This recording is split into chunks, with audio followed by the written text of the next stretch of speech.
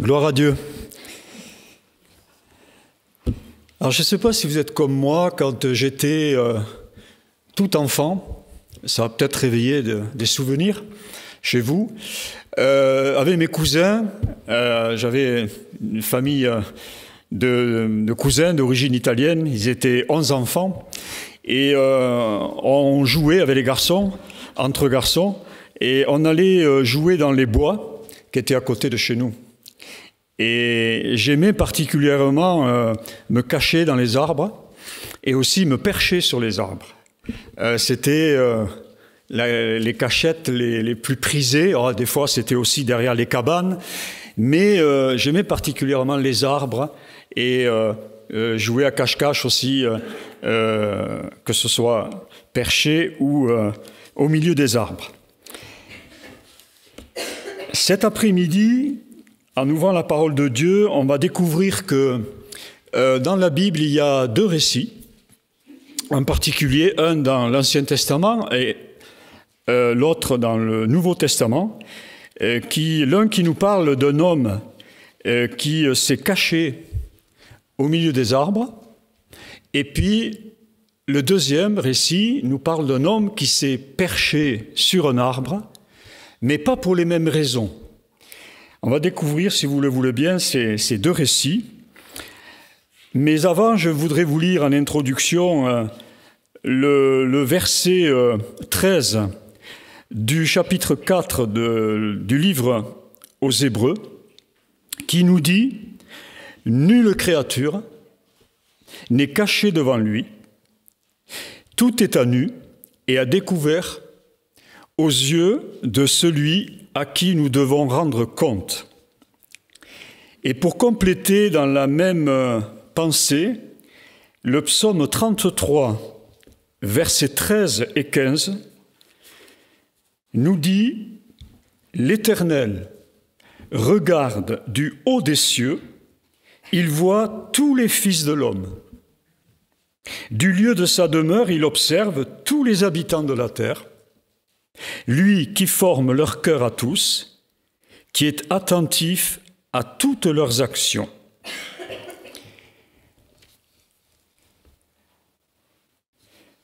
Et puis donc, le premier récit, on le trouve dans Genèse, chapitre 3. Ça se passe dans le jardin d'Éden que Dieu a créé et dans lequel il a placé l'homme et la femme, pour être avec lui, pour rester en communion. Et voici le récit, Genèse 3, verset 1er jusqu'au verset 10. On s'arrêtera au verset 10. L'homme et la femme étaient tous deux nus, et ils n'en avaient point honte. Le serpent était le plus rusé de tous les animaux des champs que l'Éternel Dieu avait fait. Il dit à la femme, « Dieu a-t-il réellement dit, vous ne mangerez pas de tous les arbres du jardin ?» La femme répondit au serpent, « Nous mangeons du fruit des arbres du jardin. Mais quant au fruit de l'arbre qui est au milieu du jardin, Dieu a dit, vous n'en mangerez point et vous n'y toucherez point, de peur que vous ne mouriez. Alors le serpent dit à la femme, vous ne mourrez point. Mais Dieu sait que le jour où vous en mangerez, vos yeux s'ouvriront et que vous serez comme des dieux, connaissant le bien et le mal. La femme vit que l'arbre était bon à manger et agréable à la vue et qu'il était précieux pour ouvrir l'intelligence. Elle prit de son fruit et en mangea. Elle en donna aussi à son mari, qui était auprès d'elle, et il en mangea. Les yeux de l'un et de l'autre s'ouvrirent. Ils connurent qu'ils étaient nus, et ayant cousu des feuilles de figuier, ils s'en firent des ceintures. Alors, ils entendirent la voix de l'Éternel Dieu qui parcourait le jardin vers le soir. Et l'homme et sa femme se cachèrent, loin de la face de l'Éternel Dieu, au milieu des arbres du jardin. Mais l'Éternel Dieu appela l'homme et lui dit, où es-tu » Il répondit, « J'ai entendu ta voix dans le jardin et j'ai eu peur, parce que je suis nu et je me suis caché. » Ici, une question est posée à Adam en particulier, mais Ève était concernée aussi. Où es-tu? Et cet après-midi, la même question peut nous être posée par le Seigneur, qui est là par son esprit. Où es-tu? Mais derrière ce « où es-tu », je crois qu'il y a un peu plus que ce qu'on entend. Je crois qu'il y a aussi « où en es-tu » ?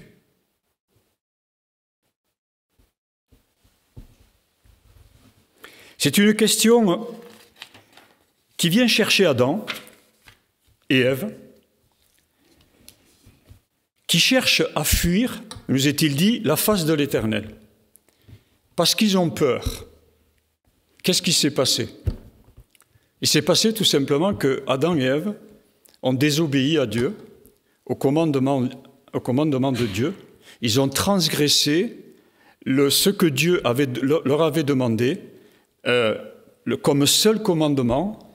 Il leur avait dit, vous pouvez manger de tous les arbres du jardin, il n'y a pas de souci avec ça, mais il y a un arbre auquel vous ne devez pas toucher, dont le fruit, vous ne devez pas manger le fruit, c'est l'arbre de la connaissance du bien et du mal. Le jour où vous mangerez, vous mourrez. Donc là, tout d'un coup, Adam et Ève, après avoir désobéi à Dieu, après avoir mangé ce fruit défendu, ils vont se cacher. C'est un réflexe qui les pousse à se cacher, pensant qu'ils seraient loin de la face de l'Éternel et que Dieu ne les verrait peut-être pas. Mais vous savez, Dieu nous a créés avec une conscience. Et la conscience, c'est quelque chose qui nous parle et qui vient nous chercher, si je puis dire, dans nos retranchements. Face au péché, notre conscience ne nous laisse pas tranquilles. Et en fait, ne peut pas nous laisser tranquilles. Normalement, Adam et Ève, avec Dieu, ils étaient en paix. Tout était tranquille, tout était bon. La relation était excellente. L'environnement était excellent. Maintenant qu'ils viennent de pécher, qu'ils viennent de transgresser la loi de Dieu, ils ne sont plus tranquilles. Et leur conscience vient leur rappeler qu'ils ont fait quelque chose de mal.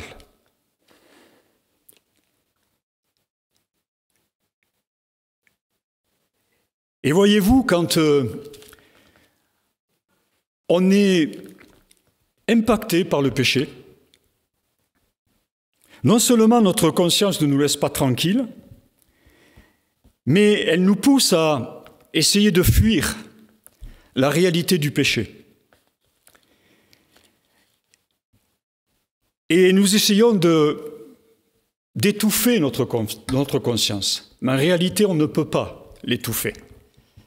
Parce que notre conscience, c'est du domaine de l'esprit. C'est quelque chose sur laquelle on ne peut pas avoir vraiment emprise, qu'on ne peut pas maîtriser.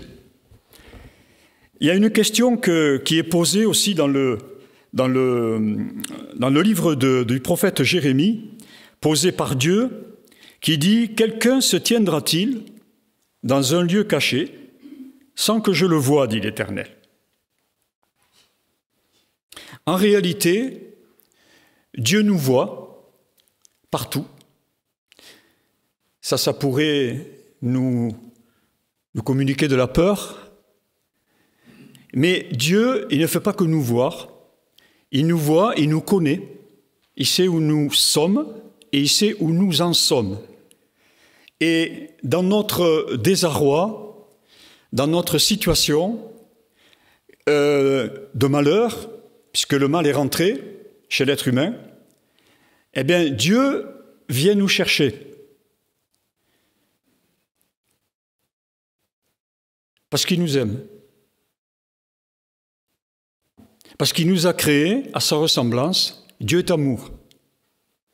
Et Dieu, dans son amour, il ne nous abandonne pas dans le péché. Il ne nous abandonne pas dans la souffrance. Il ne nous abandonne pas dans la maladie et dans notre désarroi.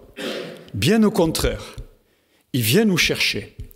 Mais il vient nous poser une question. Où es-tu? Où en es-tu avec le péché, avec ta situation aujourd'hui? Et il attend une réponse de nous. Dieu nous connaît parfaitement, je l'ai dit, je le répète, et il nous voit entièrement.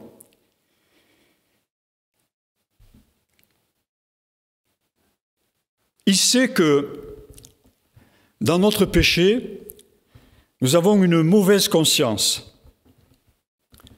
Notre conscience qui était bonne au départ, avec Dieu, en communion avec lui, en obéissance à ce qu'il nous demande, notre conscience est en paix. Notre conscience, c'est une bonne conscience. Mais à partir du moment où on s'est écarté des voies de Dieu, qu'on s'est éloigné de Dieu, eh bien notre conscience, elle est mauvaise. Nous avons mauvaise conscience. Dieu est amour, je l'ai dit, je le répète, et avec amour et patience, il nous appelle à venir vers lui et à reconnaître notre état. Et un peu plus encore, il nous appelle à nous repentir, c'est-à-dire à décider de faire demi-tour par rapport à la situation où nous en sommes, par rapport à la vie dans laquelle on se trouve après avoir désobéi, après lui avoir désobéi. On va lire quelques versets dans le psaume 139 maintenant.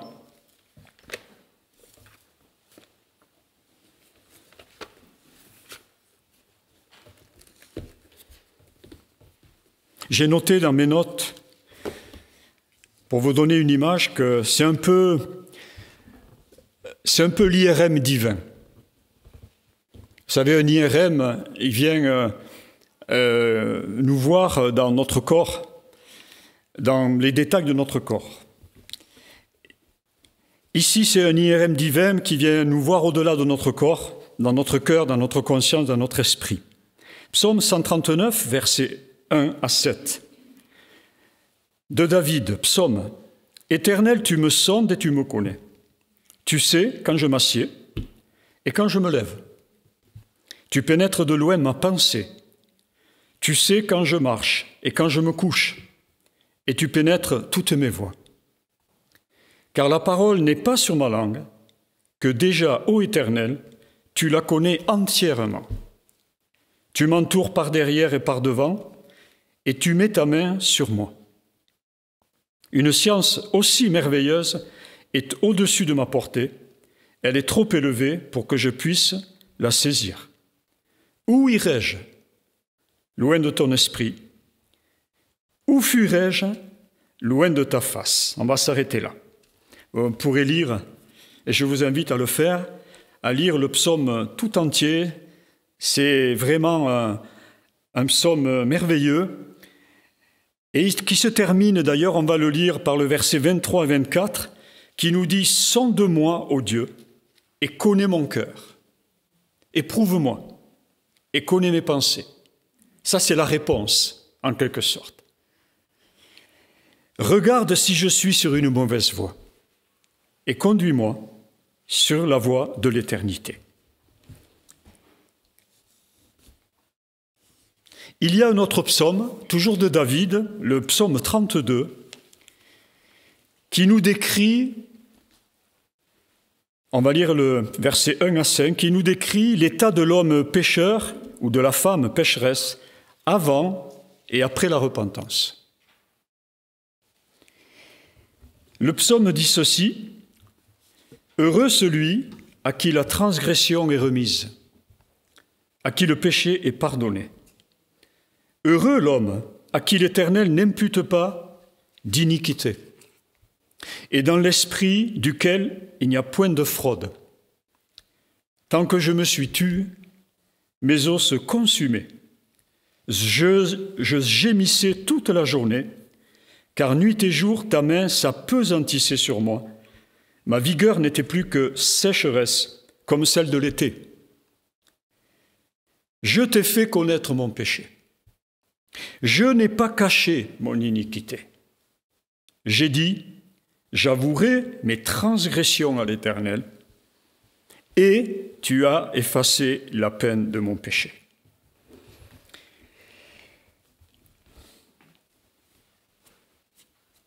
Le jour où le Seigneur est venu me chercher,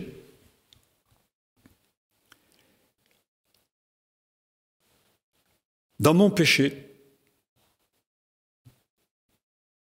c'est un jour que je n'oublierai jamais.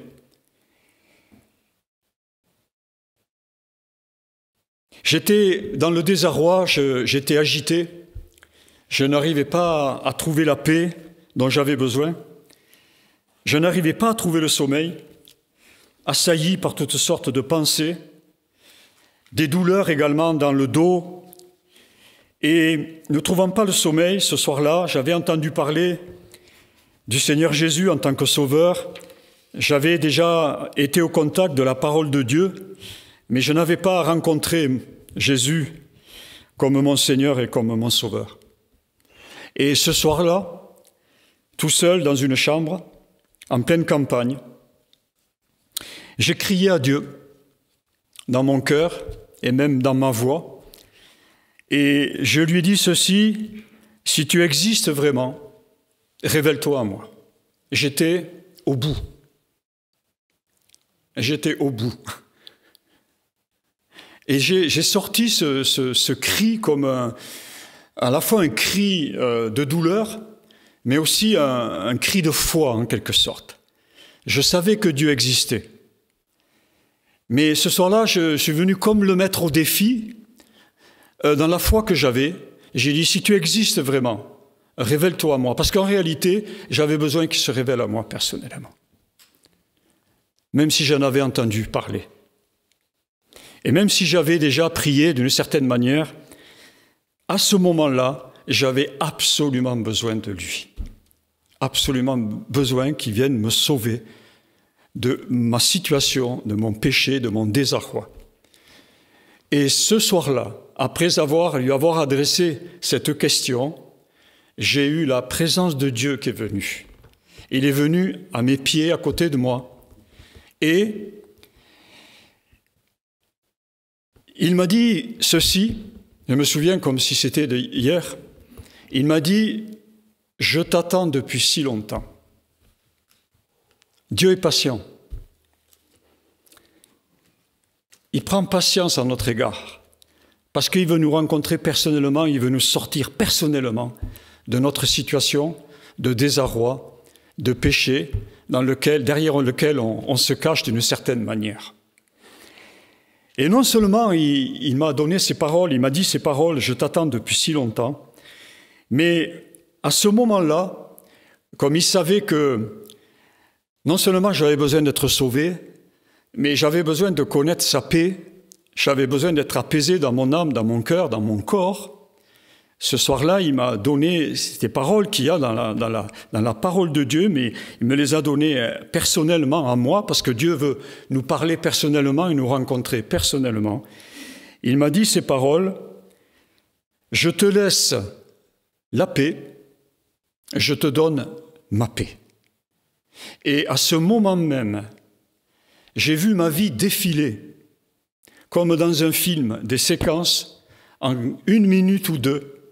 Et j'ai vu ma vie errante, sans Dieu, défiler et aller vers un mur. Je savais qu'à ce moment-là, j'étais perdu sans lui. Et au même moment que j'ai vu ma vie, j'ai vu la croix. La croix, j'avais entendu parler, bien sûr, de Jésus-Christ qui était mort sur la croix. Qui n'a pas entendu parler? Que ce Jésus est venu sur la terre et est mort sur une croix. Mais ce soir-là, la croix m'a été révélée dans l'amour de Dieu. J'ai vu le Seigneur Jésus qui avait donné sa vie pour moi, là, pour tout le monde et pour moi, par amour. Et là, j'ai été saisi, confondu par cet amour. Et à ce moment-là, ayant pris toute la conscience de mon péché, j'ai pleuré.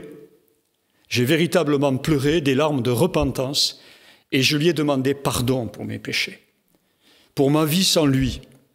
Et au moment où je lui ai demandé pardon, j'ai reçu immédiatement son pardon et j'ai reçu sa paix dans mon cœur.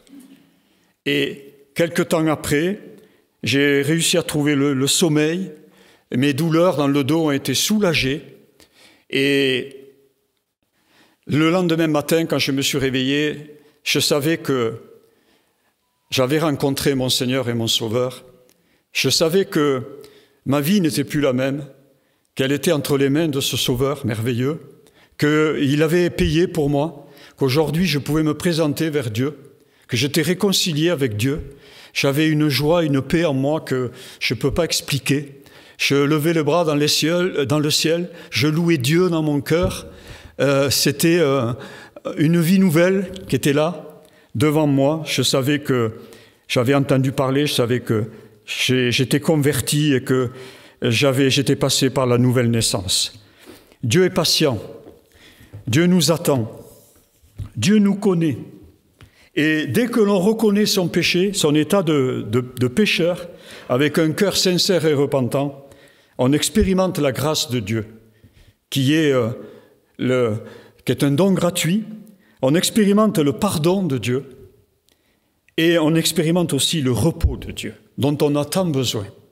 Jésus a dit « Venez à moi, vous tous, qui êtes fatigués, chargés, et je vous donnerai du repos pour votre âme. » Parce que le Seigneur sait qu'on a besoin du repos à l'intérieur de nous.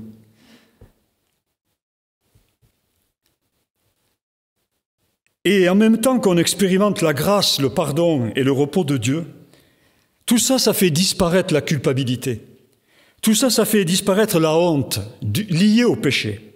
Et aussi la peur du jugement. Dieu désire nous pardonner.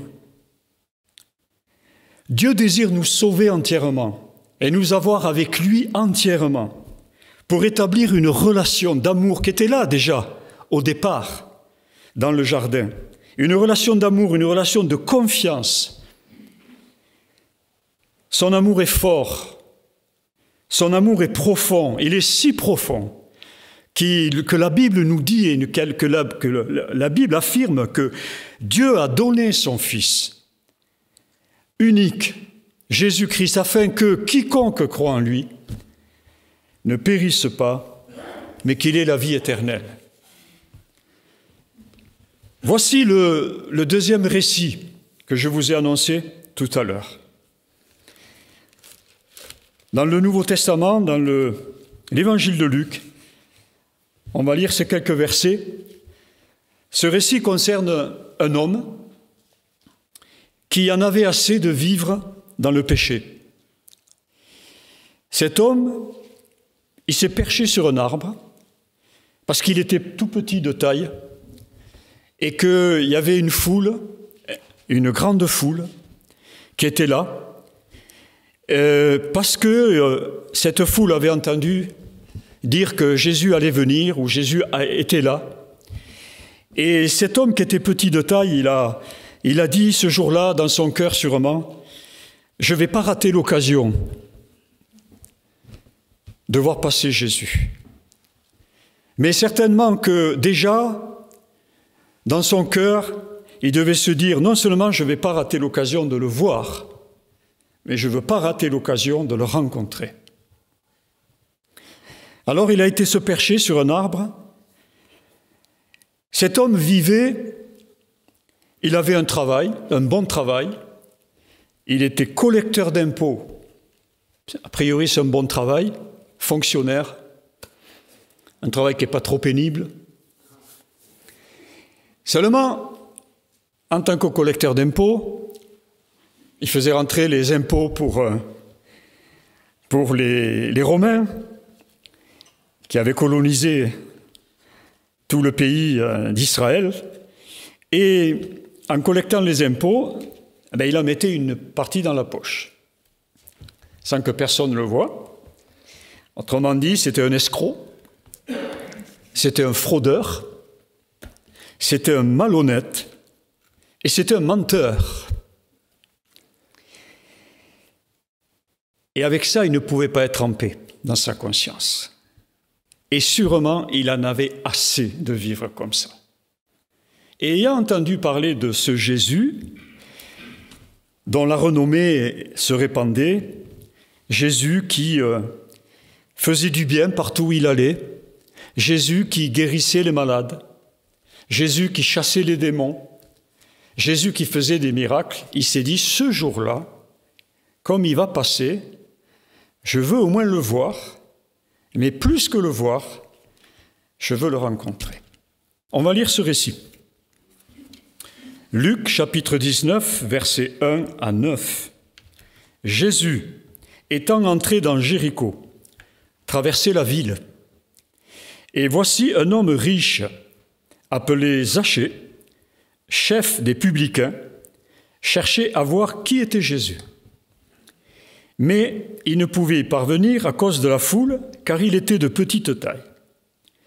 Il courut en avant et monta sur un sycomore pour le voir, parce qu'il devait passer par là. Lorsque Jésus fut arrivé à cet endroit, il leva les yeux et lui dit « Zachée ». Notons ici que Jésus connaît Zachée. Il le connaît parce qu'il le nomme par son prénom. Jésus nous connaît parfaitement. Il connaît notre prénom, il connaît d'où on vient, il connaît notre trajectoire de vie. Zachée, hâte-toi de descendre, car il faut que je demeure aujourd'hui dans ta maison. Zachée se hâta de descendre et le reçut avec joie. Imaginons un peu, Zachée n'en revient pas, ça va très vite. Les événements vont très vite. Et Jésus est là, il passe, il marche, il ne s'arrête pas. Et il voit Zachée. Et il interpelle Zachée. Et il lui dit, hâte-toi, ne tarde pas. Parce que moi je passe. C'est maintenant que je veux te rencontrer. Hâte-toi de descendre. Alors Zachée, lui, là il ne discute pas. Là ça va très vite, ça va très fort pour lui. Il descend de l'arbre et on va lire la suite. Voyant cela, alors là c'est la foule. Voyant cela, tous murmuraient et disaient, il est allé, en parlant de Jésus, loger chez un homme pécheur. Comme s'il n'y avait qu'un homme qui était pécheur et qu'il n'y avait que Zachée qui était pécheur et que les autres, tout allait bien pour eux. Ça, c'est la foule. Ça, c'est les autres. Ça, c'est les autres qui pensent qu'ils peuvent s'en sortir avec leur péché et qui essaient d'étouffer leur conscience. Mais en réalité, ils ont mauvaise conscience et c'est leur orgueil, la résistance qui fait qu'ils sortent des propos comme ça. Voyant cela, tous murmuraient, disaient, il est allé loger chez un homme pécheur. Mais Zachée, se tenant devant le Seigneur, lui dit, voici Seigneur, je donne aux pauvres la moitié de mes biens. Et si j'ai fait tort de quelque chose à quelqu'un, je lui rends le quadruple. Avant de lire les deux autres versets, notons ici que la parole est un peu silencieuse sur ce moment de rencontre où Zachée est rentré avec Jésus chez lui, littéralement chez lui. On ne sait pas trop ce qui s'est passé, on ne sait pas trop ce qu'ils se sont dit, mais sûrement il y a eu un échange entre eux, parce que ce qui me fait dire ça, c'est que les paroles de Zachée qui viennent là et qui nous sont retranscrites, et c'est ça qui est important, voici Seigneur, je donne aux pauvres la moitié de mes biens, et si j'ai fait tort de quelque chose à quelqu'un, je lui rends le quadruple, et les paroles qui suivent nous laissent penser que Zachée s'est repenti de son péché. Que Zachée a fait part à Jésus qui le savait, de son désarroi, de sa souffrance intérieure liée à sa mauvaise conscience et à son péché.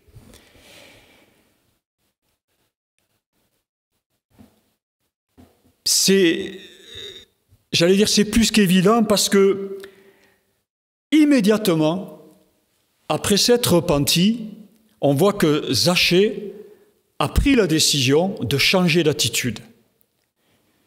Il a pris la décision de restituer ce qu'il avait volé immédiatement et même de rendre le quadruple.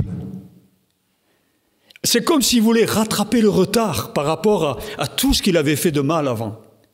C'est extraordinaire, c'est une repentance pour moi extraordinaire et un cœur qui change immédiatement après avoir rencontré Jésus, après lui avoir demandé pardon, lui dire « Seigneur, je te demande pardon, je me repens, sincèrement ».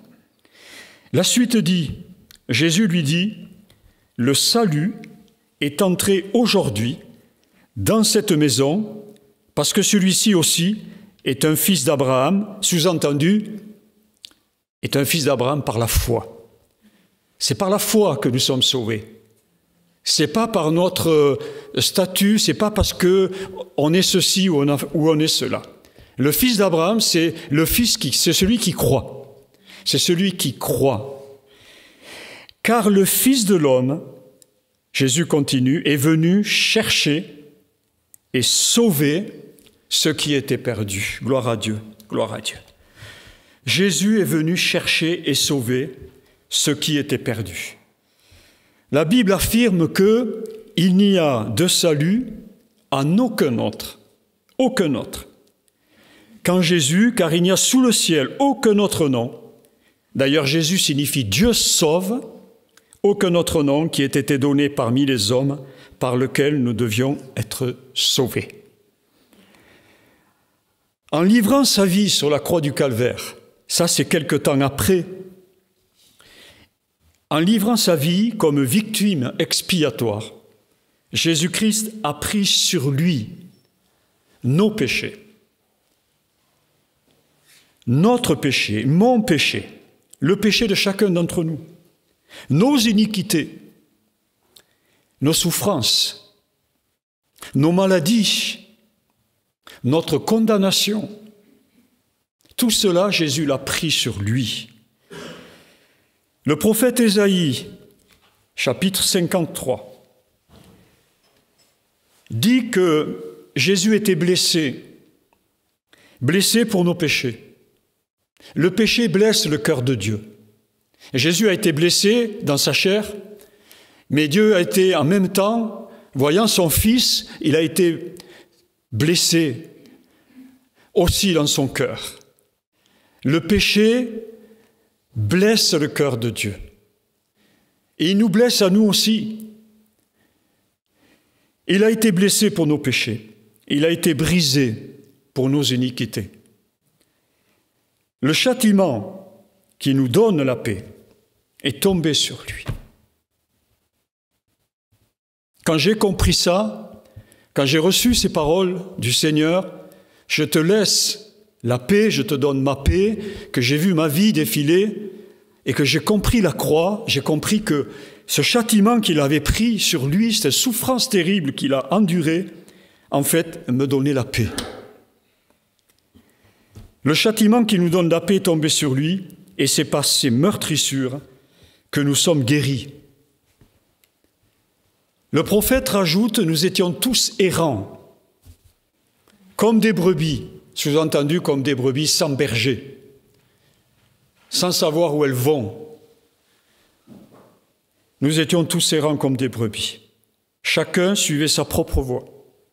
Et l'Éternel a fait retomber sur lui l'iniquité de nous tous.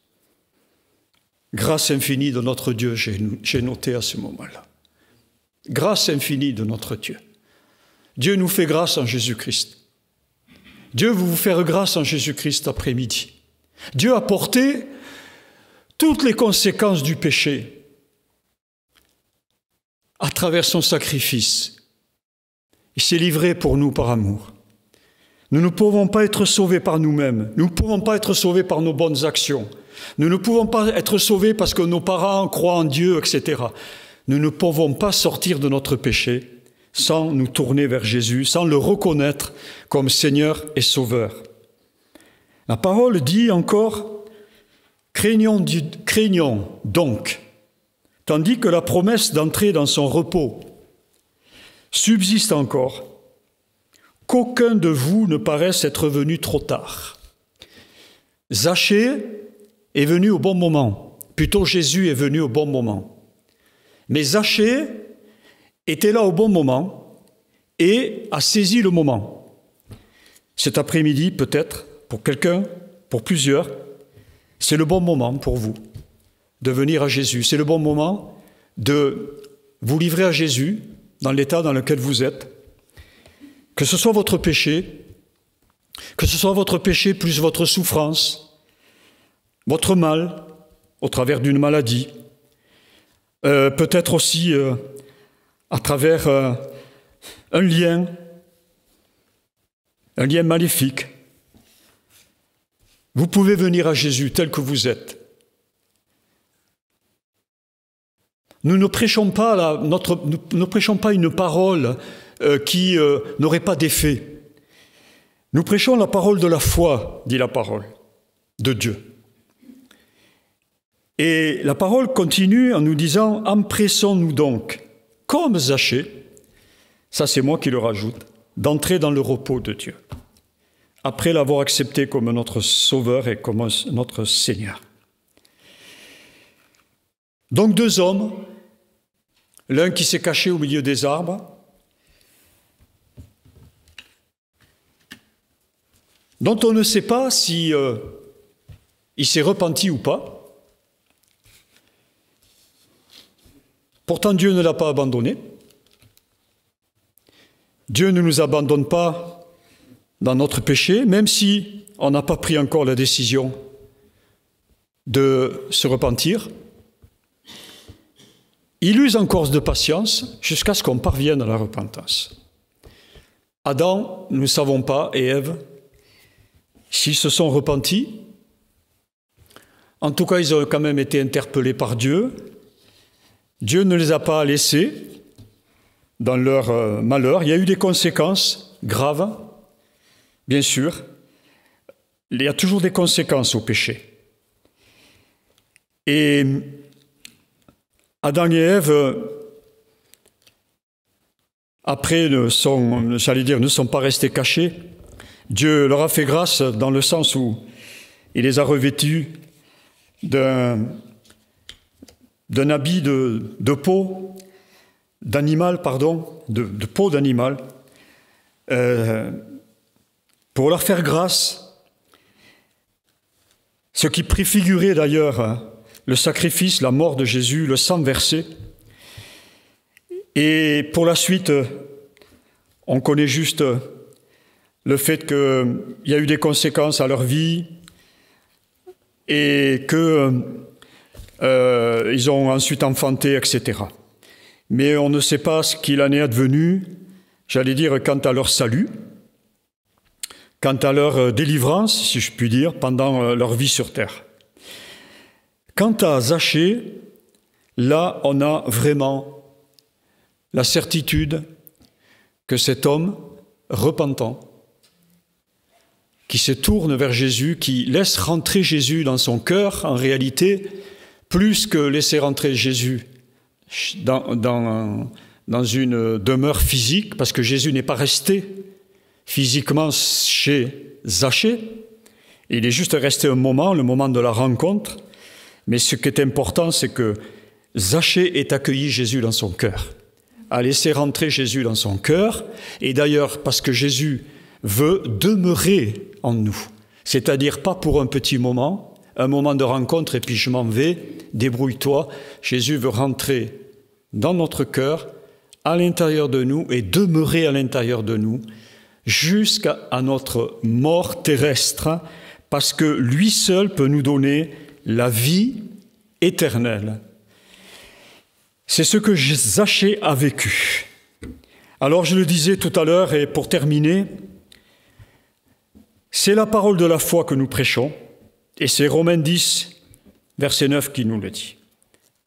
Et cette parole nous dit, si tu confesses de ta bouche le Seigneur Jésus, autrement dit, si tu le reconnais comme le Seigneur, comme ton Seigneur, et si tu crois dans ton cœur que Dieu l'a ressuscité des morts, parce que Jésus est mort pour nos péchés, a livré sa vie sur la croix, a versé son sang, mais Jésus est ressuscité d'entre les morts, il est assis à la droite du Père, il intercède pour nous, il intercède en particulier pour ceux qui croient en lui et qui se sont tournés vers lui. Au moment où je vous parle, je sais que Jésus intercède pour nous, voilà, parce qu'on a besoin de ce soutien, de cette présence de Jésus qui est reparti au ciel, mais qui est présent avec nous et en nous par son esprit. Et donc il est avec nous, il demeure en nous et il intercède pour nous à chaque instant. Et ça, on peut le vivre dans la mesure où on s'est tourné vers lui et on l'a accepté comme Seigneur et Sauveur. Si tu confesses de ta bouche le Seigneur Jésus cet après-midi, et ce n'est pas obligé de le confesser à haute voix, et si tu crois dans ton cœur que Dieu l'a ressuscité des morts, la Bible dit, tu seras sauvé. Amen. Voilà, je vais vous inviter à fermer les yeux maintenant, après avoir entendu ces paroles, après avoir écouté ces récits et les conséquences concrètes pour nos vies. Je vais prier le Seigneur maintenant. Seigneur, ta parole est la vérité. Ta parole vient nous éclairer, elle vient nous chercher. Non seulement elle nous pose une question, mais elle nous incite à répondre à la question. La question est, où es-tu? Où en es-tu? Et Seigneur, tu attends une réponse. Une réponse de foi, parce que tu as dit, Seigneur, et c'est la vérité, la foi vient de ce qu'on entend. Et ce qu'on entend vient de la parole de Dieu ou la parole de Christ. Donc c'est toi qui as parlé, Seigneur, c'est ta parole qui communique la foi, maintenant. Seigneur, merci pour ta parole, parce qu'elle trouve le chemin de nos cœurs. Et je sais qu'elle trouve cet après-midi le chemin de tous nos cœurs qui sont là, Seigneur. Mais peut-être en particulier le chemin d'un cœur qui est fatigué, chargé de la vie, de sa vie jusqu'à présent, et qui a besoin de venir à toi. Toi, tu es prêt, Seigneur. Tu veux accueillir, Seigneur, celui qui est fatigué, chargé. Seigneur, maintenant, nous te laissons toute la place pour parler à ce cœur ou à ces cœurs et à répondre à leurs besoins. Seigneur, c'est toi qui convaincs par ton esprit de péché, de justice et de jugement. C'est toi qui sauves, Seigneur, par le moyen de la grâce que tu nous as faite en donnant ta vie sur la croix, en versant ton sang. C'est toi qui délivres, Seigneur, de tout ce qui nous emprisonne à l'intérieur. C'est toi qui libères, Seigneur, les captifs de différentes captivités. C'est toi qui guéris les cœurs brisés, les corps malades. Seigneur, cet après-midi, nous savons que cette réunion, Seigneur, était déjà inscrite dans le ciel et que c'était le moment d'une rencontre personnelle avec toi. Je te rends grâce, Seigneur, parce que tu es là, tu es vivant, tu es au milieu de nous, tu passes dans les rangs, tu visites, tu nous visites à l'intérieur, tu nous connais. Tu répands ton amour maintenant, ta grâce, ta bonté, ta miséricorde, ton pardon. Seigneur, tu es merveilleux, nous te rendons grâce et gloire, Seigneur, pour maintenant et pour l'éternité. À toi l'honneur, à toi la louange, à toi la puissance, Seigneur, la gloire, à toi seul. Amen.